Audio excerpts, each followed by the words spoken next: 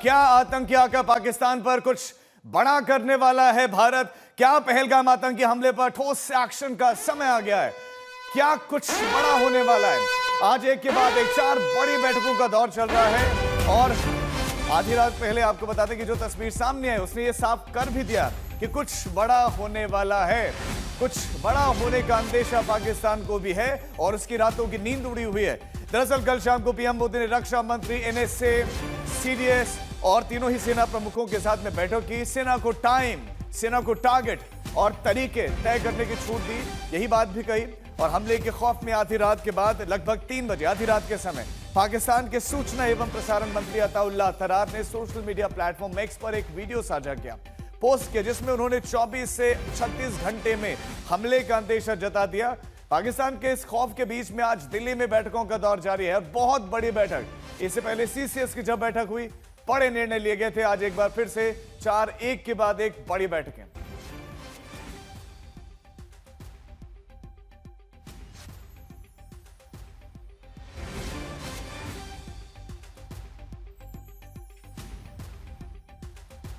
कल भी बैठकों का दौर देखने को मिला और फिर उसके बाद से रात के समय स्थिति ये कि रात को पाकिस्तान के सूचना एवं प्रसारण मंत्री एक पोस्ट करते हैं, एक वीडियो साझा करते हैं, जिसमें वो ये कहते हैं कि 24 से 48 घंटे के बीच में कुछ बड़ा हो सकता है, भारत हमला भी कर सकता है। और आज के दिन की बात करें तो बैठकों का दौर जारी है, बैठकों की शुरुआत हो गई है। सीसीएस की बैठक जो है आपको बता दें कि चल रही है और एक के बाद एक 4 बड़ी बैठकें होने वाली। इसी खबर पर और ज्यादा जानकारी के साथ हमारे संवाददाता अशोक सिंघल हमारे साथ जुड़े।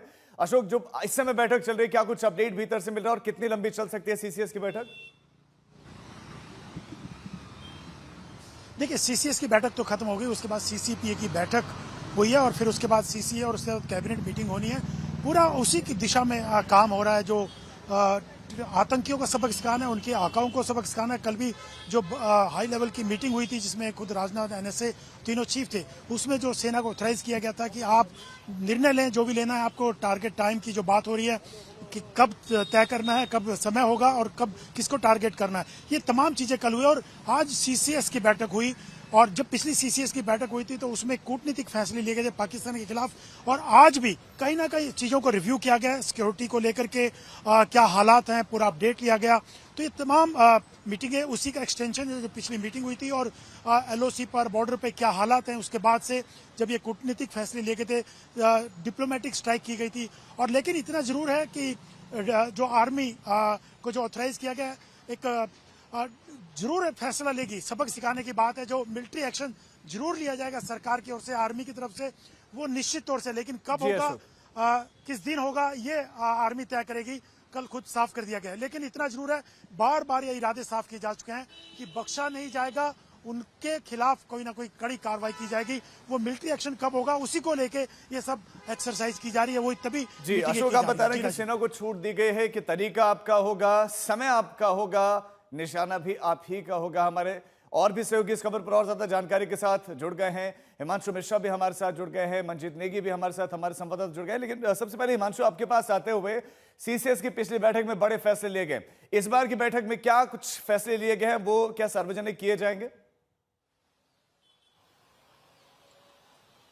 देखिए, मुझे लगता है जो पिछली बैठक के अंदर जो 5 बड़े फैसले लिए गए थे डिप्लोमेटिक तौर पर, यानी कूटनीतिक स्तर पर, उन फैसलों को जो है बताया गया था ब्रीफिंग के जरिए विदेश मंत्रालय के द्वारा। लेकिन मुझे लगता है इस बार जो सीसीएस की बैठक में जो बड़े फैसले लिए जाएंगे वो सैन्य कार्रवाई को लेकर लिए जाएंगे। किस तरीके का ऑपरेशन जो है वो किया जाएगा आतंकी ठिकानों के ऊपर, या जहां उनके ट्रेनिंग सेंटर्स हैं, या जिन जगहों पर उनको पनाह दी जाती है उनके ऊपर। तो मुझे लगता है आज जो सीसीएस के जो भी बड़े फैसले होंगे वो सैन्य कार्रवाई के ऊपर होंगे। तो उनको सरकार जो है वो सीक्रेट रखना चाहेगी जब तक ये ऑपरेशन जो है वो सफल ना हो जाए। और जो फैसले सीसीएस में होंगे उसका डिस्कशन जो है वो सीसीपीए में होगा, क्योंकि सीसीपीए में वो फैसले होते हैं, cabinet committee on political affair में, जो विदेश नीति और देश की सुरक्षा से संबंधित जो फैसले लिए जाते हैं उसका इम्पैक्ट उसका प्रभाव जो है वो देश की अर्थव्यवस्था और आम आदमी के जनजीवन पर क्या पड़ेगा उस पर होता है। और सीसीपीए के अंदर वैसे भी कई ऐसे फैसले लिए जाते हैं जो देश की आंतरिक चीजों को लेकर होता है, जैसे राज्य सरकार और केंद्र के बीच में कोई बड़ा डिस्प्यूट हो जाए या राष्ट्रपति शासन लगाना हो तो उसके लिए भी लिया जाता है, यानी फेडरल स्ट्रक्चर को लेकर। हिमांशु, ये जो दो बड़ी बैठकें हैं वो तो हो चुके हैं, बीच में अटकलें भी तेज हैं, अटकलें हैं कि कुछ बड़ा होने वाला है। आइए हम भी आपको बताते हैं कि हम ऐसा क्यों कह रहे हैं कि कुछ बड़ा होने वाला है। दरअसल पहलगाम आतंकी हमले के बाद से जो घटनाक्रम हुए हैं उससे ही यह संकेत मिल रहा है। आप भी गौर कीजिए, पहला संकेत और दूसरे संकेत, रक्षा मंत्री, एनएसए, सीडीएस, सेना प्रमुखों के साथ में पीएम मोदी ने एक बड़ी बैठक की है। ये तमाम संकेत हैं। बैठक में पीएम मोदी ने कहा टारगेट, टाइम और तौर तरीका वो सेना ही तय करे। सूत्रों के मुताबिक संकेत ये भी आतंकवाद को करारा जवाब देना जो है राष्ट्रीय संकल्प है, दृढ़ संकल्प है। हाई लेवल मीटिंग के बाद से गृह मंत्री के साथ प्रधानमंत्री मोदी ने मंत्रणा भी की है और आहट भी है, सुगबुगाहट भी है।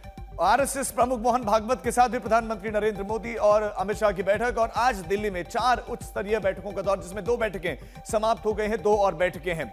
इसमें सीसीएस, सीसीपीए और सीएसी और कैबिनेट की बैठक होने वाली है, जिसमें प्रस्ताव भी बताया जा रहा है कि आ सकता है और आतंकवादियों को सजा मिलेगी, जरूर मिलेगी। ये सूत्रों के मुताबिक पीएम ने कहा है। हमारे संवाददाता भी इस खबर पर ज्यादा जानकारी के साथ है और अब ब्रेकिंग न्यूज के लिए रुख करते हैं मंजीत नेगी का। मंजीत, क्या कुछ बड़ा होने वाला है?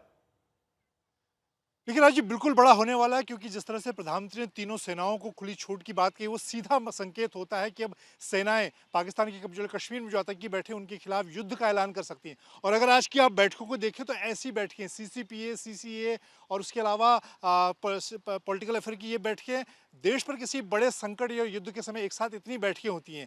मेरी जानकारी के मुताबिक, जैसे हिमांशु भी बता रहे थे, सीसीपीए में आज एक मुद्दा ये भी है कि क्या इसको लेकर संसद का विशेष सत्र बुलाया जाना है, जिस तरह से विपक्ष ने भी मांग की है, वो सीसीपीए में भी मुद्दा है। लेकिन सामान्य तौर पर इतनी सारी कैबिनेट की जो सब कमिटीज़ हैं, पॉलिटिकल अफेयर की, सिक्योरिटी अफेयर्स की, उसके अलावा इकोनॉमिक अफेयर्स की और उसके बाद फुल कैबिनेट, ये सारी बैठकें देश पर किसी बड़े संकट या युद्ध के काल के दौरान किसी बड़े समय में इस तरह की सारी बैठकें होती है। और उससे ठीक पहले आपको याद रहे कि कल जिस तरह से सभी वर्दीधारी जो तीनों सेनाओं के प्रमुख हैं, सीडीएस जनरल अनिल चौहान हैं, एनएसजी डोभाल हैं, उनके साथ जो 1.5 घंटे की बैठक के बाद पीएम ने, और पहली बार ये नहीं कि सिर्फ हम सूत्रों से उस खबर को चला रहे हैं, पहली बार सरकार की तरफ से ये कहा गया कि प्रधानमंत्री ने बैठक में तीनों सेनाओं से फीडबैक लेने के बाद ये कहा कि हमारी सेनाएं बहुत प्रोफेशनल फोर्सेज हैं। और इससे पहले के 2 अनुभव आप देखें, सर्जिकल स्ट्राइक और एयर स्ट्राइक, दोनों अनुभव के आधार पर प्रधानमंत्री ने कहा कि अब तीनों सेनाओं को खुली छूट है। और मैं अगर रक्षा संवाददाता के तौर पर खुली छूट का मतलब ये निकालूं तो उसका सीधा मतलब, अगर आप जानकारों से जाने तो तीनों सेनाओं को खुली छूट का मतलब राजीव यही होता है कि तीनों सेनाएं युद्ध जैसे हालात के लिए तैयार हैं और युद्ध के हालात में तीनों सेनाओं को किस तरह के कदम उठाने होते हैं वो उठाने के लिए वो सक्षम है। तो ये सीधा मतलब, इसके सीधे मतलब यही है। मंजीत, बिल्कुल सीधा मतलब आपने समझाया। जितेंद्र बहादुर सिंह भी हमारे संवाददाता हमारे साथ हैं। जितेंद्र, बिल्कुल ये सामान्य नहीं जो बैठकों का दौर चल रहा है और कहीं पाकिस्तान को ऐसा लग रहा होगा कि आतंकवादी हमला हो जाएगा, भारत भूल जाएगा, लेकिन इस बार ऐसा लग रहा है कि कुछ बड़ा जवाब मिलने वाला है। देखिए राजीव, जिस तरीके से कल से बैठकें हो रही हैं और आज भी 4 बड़ी बड़ी बैठक हो रही हैं, इन बैठकों को लेकर के पाकिस्तान में भी एक तरीके का हड़कंप मचा हुआ है। हमने पिछले 4 से 6 दिनों में देखा है जिस तरीके से कि पाकिस्तान जिस तरीके से डरा हुआ है और सीज फायर वायलेशन पाकिस्तान की तरफ से लगातार किया जा रहा है। 20 ऐसे फ्रंट हैं जिसको कि पाकिस्तान ने वहां से खोला हुआ है और वहां से सीज फायर वायलेशन करता है। रात के अंधेरे में Rajeev, ceasefire violation Pakistan भले ही कर रहा है, भारतीय सेनाएं उसका जवाब लगातार दे रहे हैं, लेकिन पाकिस्तान के अंदरूनी अगर हालातों की बात करें तो वो पूरी तरीके से डरा हुआ है। जो इंटरनेशनल बॉर्डर का इलाका है, चाहे वो जैसलमेर के उस पार की बात करें, वहां पर भी उसने अपने जो पाक रेंजर्स हैं उनकी गतिविधियों को तेज बढ़ाया है। इसके साथ साथ हमने देखा है कि जो जम्मू कश्मीर का इंटरनेशनल बॉर्डर या पंजाब का, उसकी तरफ जो पाकिस्तान पीओके का एरिया है या फिर इन तमाम जगहों की इलाके की अगर बात करें तो यहाँ पर पाकिस्तान ने अपनी सैन्य गतिविधियों को बढ़ाया, ऐसे खुफिया सूत्रों से जानकारी मिल रही। तो पाकिस्तान किसी न किसी तरीके से डरा हुआ है, क्योंकि उसको लगता है कि भारत में जिस तरीके से बड़े स्तर पर कल बड़ी एक बैठक हुई जिसमें तीनों सेना प्रमुख, रक्षा मंत्री, प्रधानमंत्री के साथ मौजूद थे, इसके साथ ही आज 4 बड़ी बैठकें हो रही हैं जिसमें किसी बड़े निर्णय को अंजाम दिया जा सकता है। तो इन तमाम चीजों की जो स्थिति है वो पाकिस्तान में भी दिखाई पड़ रही है और ऐसा लग रहा है पाकिस्तान को हलचल आप बता रहे कि बॉर्डर के उस पार भी हलचल है, दिल्ली में भी जबरदस्त है, लेकिन कश्मीर में किस तरह की हलचल है बताने के लिए मीर फरीद हमारे साथ श्रीनगर से जुड़े हैं। मीर फरीद, सुरक्षा बलों की किस तरह की हलचल और जो दिल्ली में बैठकें चल रही, क्या किसी तरह की मूवमेंट आपको कश्मीर घाटी में दिखाई दे रही है?